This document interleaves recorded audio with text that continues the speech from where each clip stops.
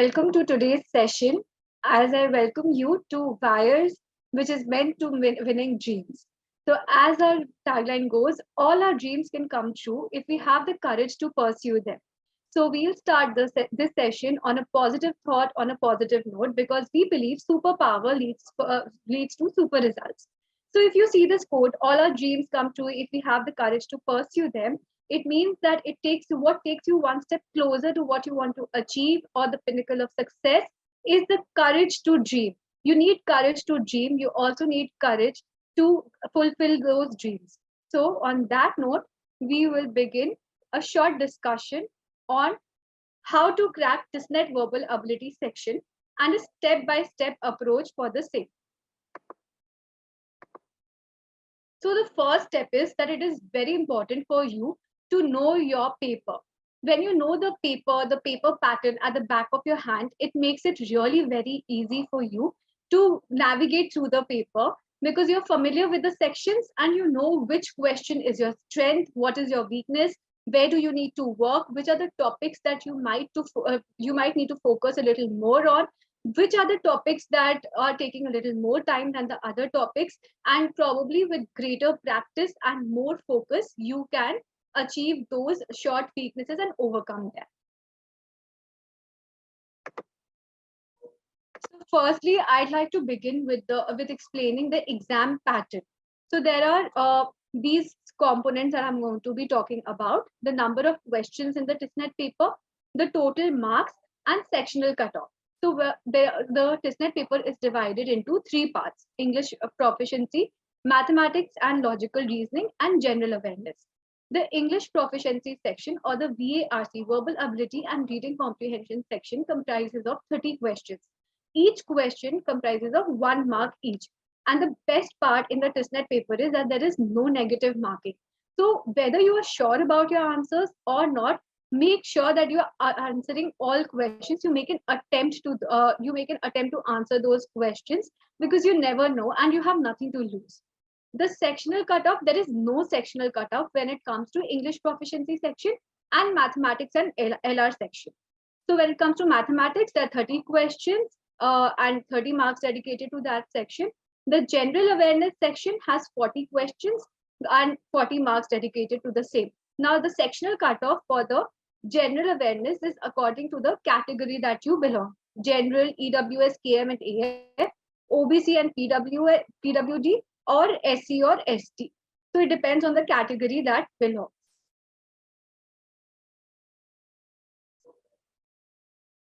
Now, in order to know the paper pattern, it is very important to know the topics that you need to cover in order to move through the English section quite swiftly. So the English section, as I mentioned earlier, is divided into two sections: the verbal ability section and the reading comprehension section.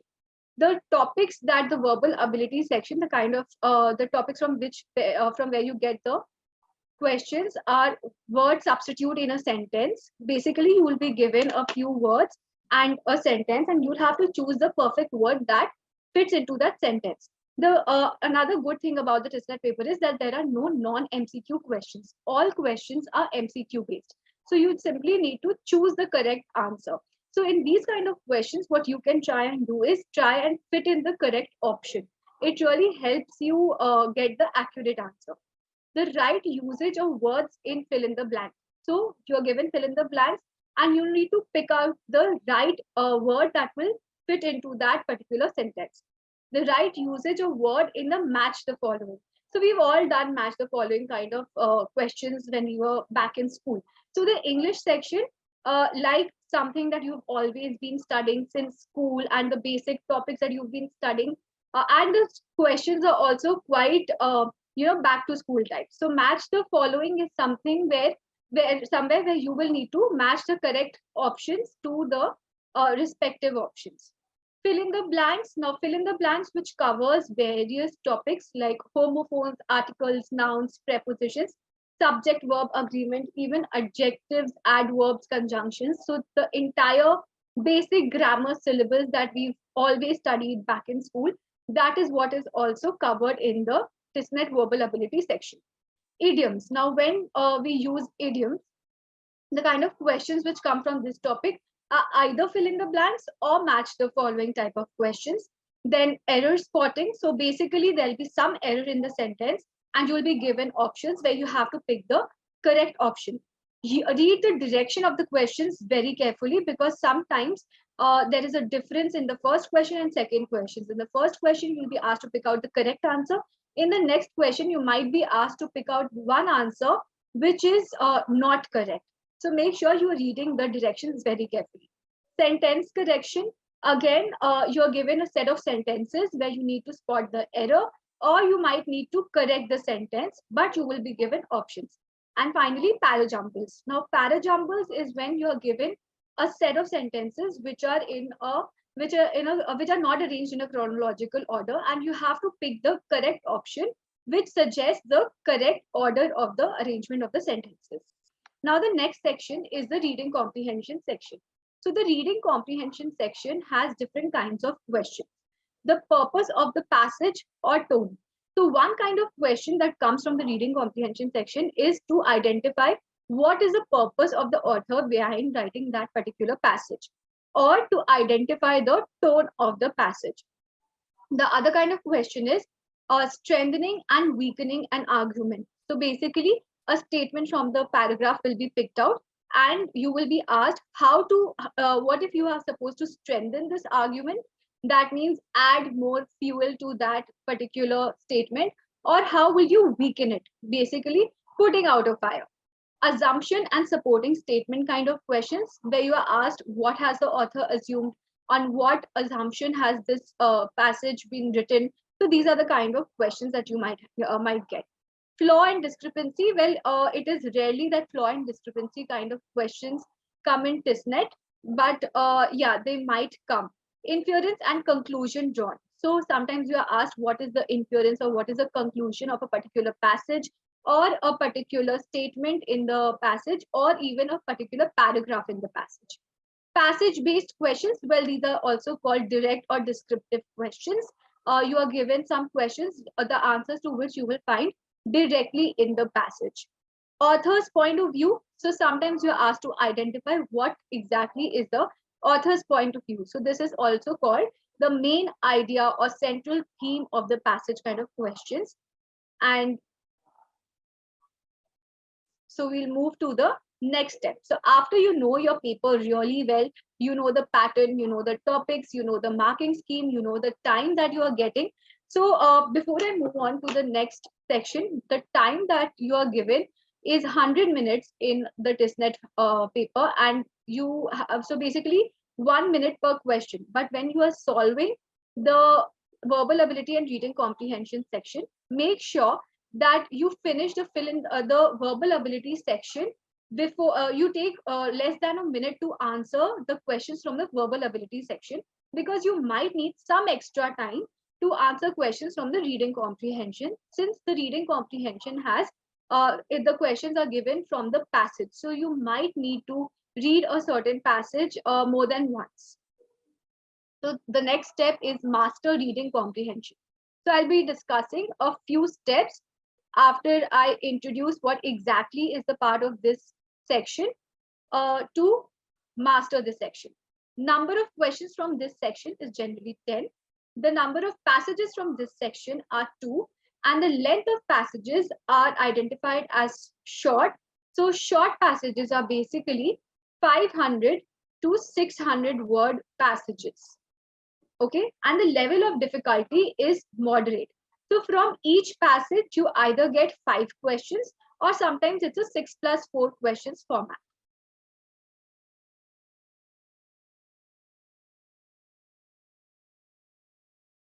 Coming to the strategies that will help you move through the RC section. The first strategy is to increase your reading speed.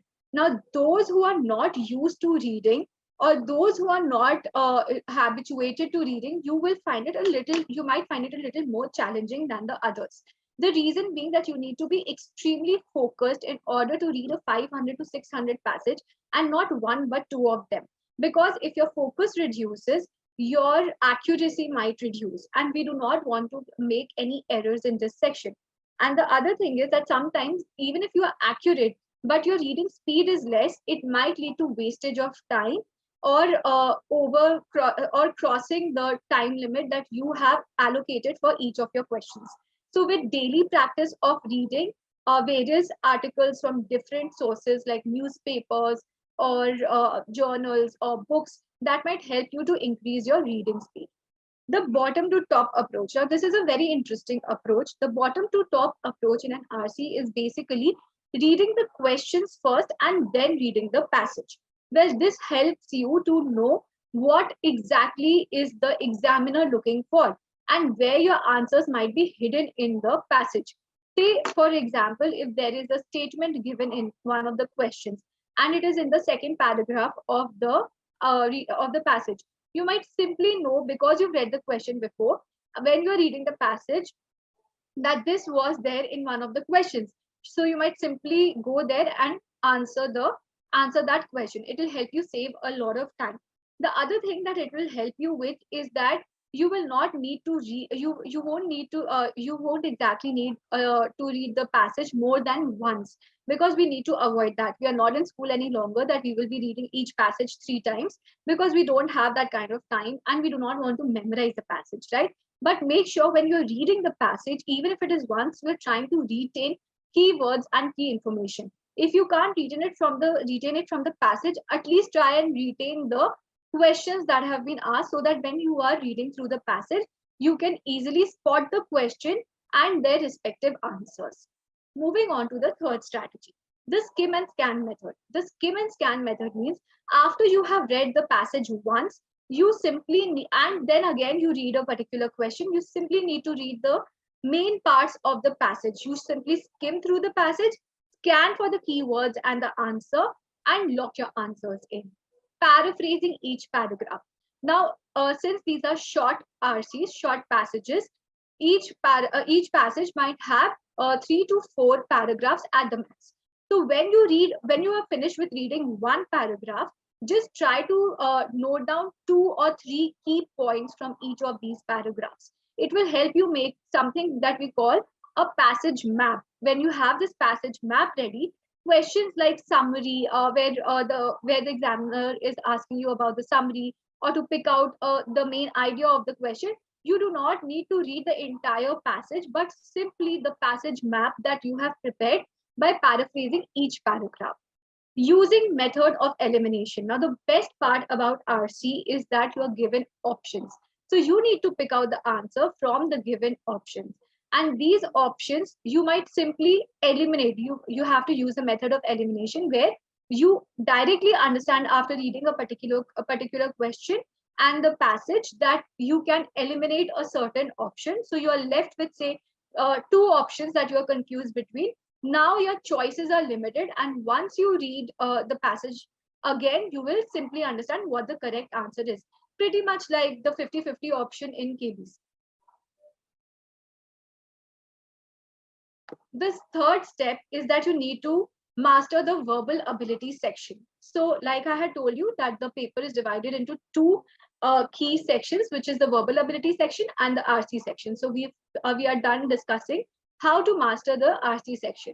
Now we'll move on to discussing strategies to master the verbal ability section. First, we'll try and understand the components of the verbal ability section. So the verbal ability section has vocabulary-based questions, grammar-based questions, a few parajumbles, and a few miscellaneous questions from various topics. Now, the first one is vocabulary. Now, vocabulary covers synonym or antonym kind of questions. The number of questions in the paper are approximately 4 to 5 questions from this particular section. Now, in order to ace this section, you need to be aware of new words. You need to have good practice of learning, and your vocabulary should be improving every day. For this, you can make sure that you're learning 10 new words every single day, because if you learn 10 new words, it will eventually lead to usage of these words in your daily speech or even in your writing practices. So this will help you strengthen your vocabulary, and you can use it to answer synonym and antonym kind of questions. Well, synonym and antonym kind of questions are not only a part of the verbal ability section, but also a part of the reading comprehension section. So you need to be good with this section. The basics of grammar. Now, the basics of grammar is extremely important to cover. Make sure you know all the rules related to basic grammar topics. So if I tell you the basic grammar topics, there are topics like articles, there are topics like prepositions, simple topics like nouns, pronouns, even direct and indirect speech, subject verb agreement, active and passive voice. So I cannot just explain the importance of these topics in the verbal ability section. The kind of questions you will be getting are fill in the blank kind of questions and sentence correction questions. There might be just a very small error in the entire sentence where just one article is missing, or maybe you have to choose the correct preposition in the to fill in the blanks. So make sure your basics of grammar are very, very strong. Now coming to the third topic, which is parajumbles. Parajumbles might be a little challenging for some people because you have not done it in the past, you have not studied it in the past. So be prepared to spend a little extra time here, but with you just have to make sure that whatever arrangement you are choosing is chronological and coherent. The rest of the questions are from basic miscellaneous topics, and they might be sequence based questions, they might be reasoning based questions also. Step 4 is that you need to practice every single day. Make sure that you are practicing at least 2 RCs and at least one grammar exercise, which consists of around 20 to 25 questions, which covers a good number of topics, basic topics, and you're practicing that every day, because this will strengthen your grammar and it will help you clear your basics. Okay, so practice makes perfect, and there are no shortcuts. So make sure you're practicing every day. And the final and the most important step is that you need to give mocks and analyze them regularly. Mocks give you the actual flavor of the examination. You will understand how the examination is designed. You will understand how comfortable you are answering certain questions. And once you analyze the mocks with the given solutions, it will help you understand your strengths and your weaknesses. Once you know your strengths, keep practicing, because you do not need your you do not want your accuracy to dip. And once you know your weaknesses, it is even better, because now you can work on it, you can practice, and you can ace that section. This brings us to the end of this session. I hope you had the perfect coverage, and in case you have any doubts related to the VAIR section of the Tissnet, you can let me know in the comments below. All the best.